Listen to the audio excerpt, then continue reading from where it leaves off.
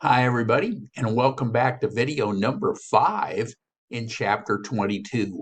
And when we left off, we were continuing on with the direct method illustration here.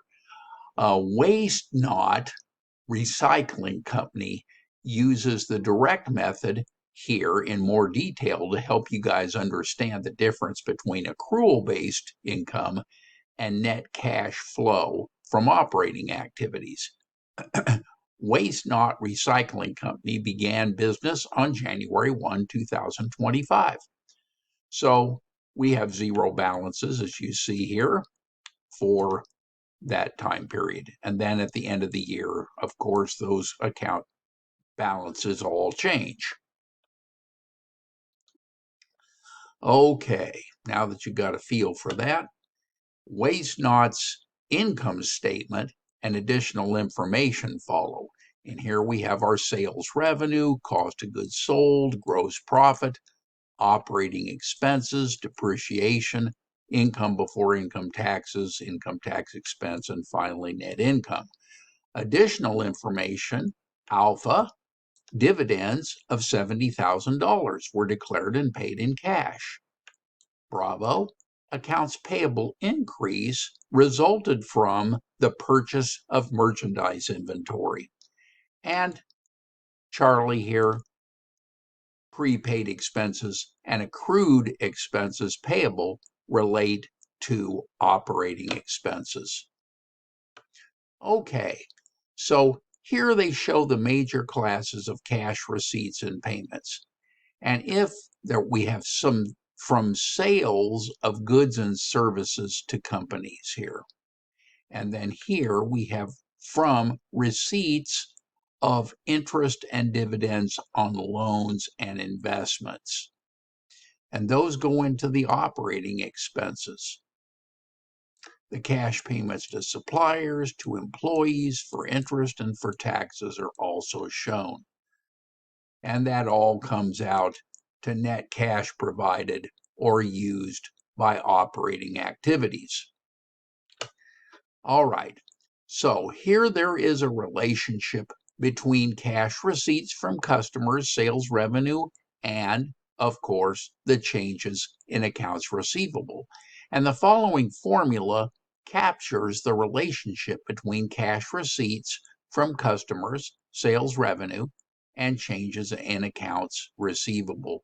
So here's the cash receipts from customers, and the sales revenue is increased, that cash is increased by a decrease in accounts payable or reduced by an increase in accounts receivable. And the way I remember it, if accounts receivable is increasing, we're just simply not getting the cash. But if accounts receivable is decreasing, that's getting paid off with cash. Okay. Here are our cash payments to suppliers. Waste Not reported cost of goods sold on its income statement of $450,000. To determine cash payments to suppliers, the company first finds the purchases for the year by adjusting the cost of goods sold for the change in inventory. When the inventory increases during the first year, purchases this year exceed cost of goods sold.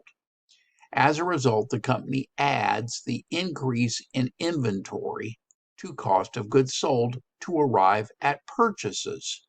So here, Waste Not's inventory increased $160,000. So we'll add that on top of our cost of goods sold to get $610,000 of purchases. Now, we aren't quite done. After computing the purchases, Waste Not determines payments to suppliers by adjusting purchases for the change in accounts payable. When the accounts payable increase during the year, purchases on an accrual basis are higher than they are on a cash basis. So as a result, the company deducts from purchases the increase in accounts payable to arrive at cash payments to the suppliers. Conversely, if the cash payments to suppliers exceed purchases, waste not adds to purchases the decrease in accounts payable. So cash payments to suppliers were $550,000.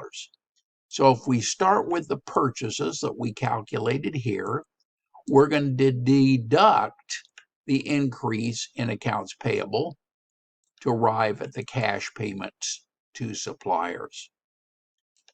So waste not also can determine the cash payments to suppliers by analyzing the following accounts payable account. And here were our payments to suppliers. And here was our original balance. And here were our purchases, which exceed the payments to suppliers. So our balance was $60,000 credit balance in accounts payable. Okay, that was an increase in accounts payable. Okay, cash payments for operating expenses. The following formula shows the relationship between cash payments to suppliers, cost of goods sold, change in inventory, and changes in accounts payable.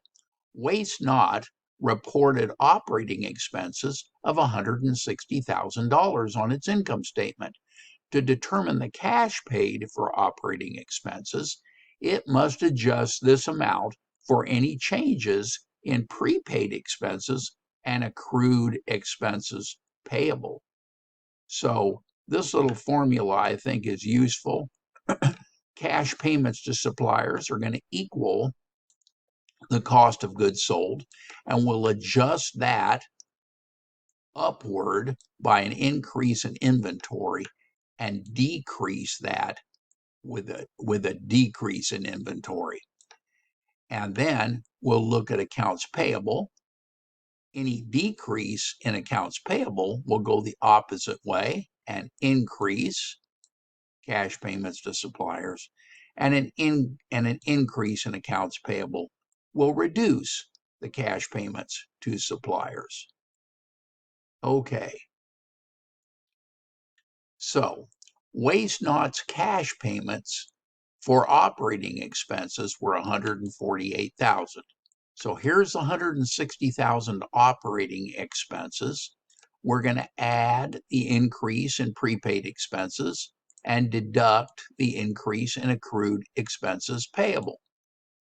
And that gives us the cash payments for operating expenses of $148,000.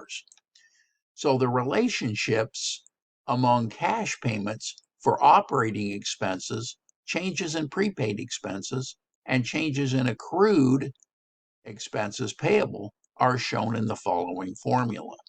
So here is the cash payments for operating expenses, and it increases with an increase in prepaid expenses, and it decreases for a decrease in prepaid expenses, and it increases with a decrease in accrued expenses payable, and it increases with it decreases with an increase in accrued expenses payable.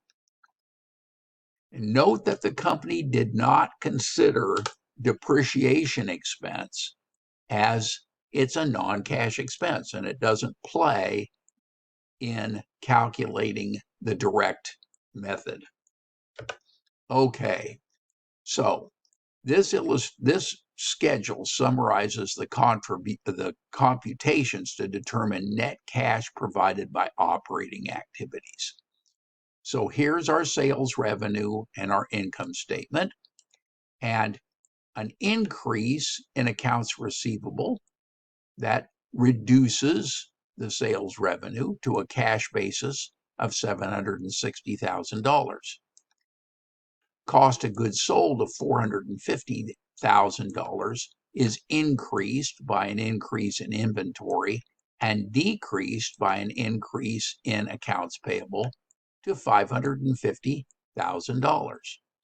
operating expenses of $160,000 are increased by an increase in prepaid expenses and decreased by an increase in accrued expenses payable, for a total of $148,000 in cash. And income tax expense is already on a cash basis. So we can now look at our total expenses of $668,000 on an accrual basis and note that it's now $746,000 on a cash basis. So our net income on a cash basis is only $19,000 compared to $112,000 on an accrual basis. Okay, so the presentation of the direct method for reporting net cash flow from operating activities for Waste Not is shown as follows then. The cash we receive from customers, cash payments to suppliers,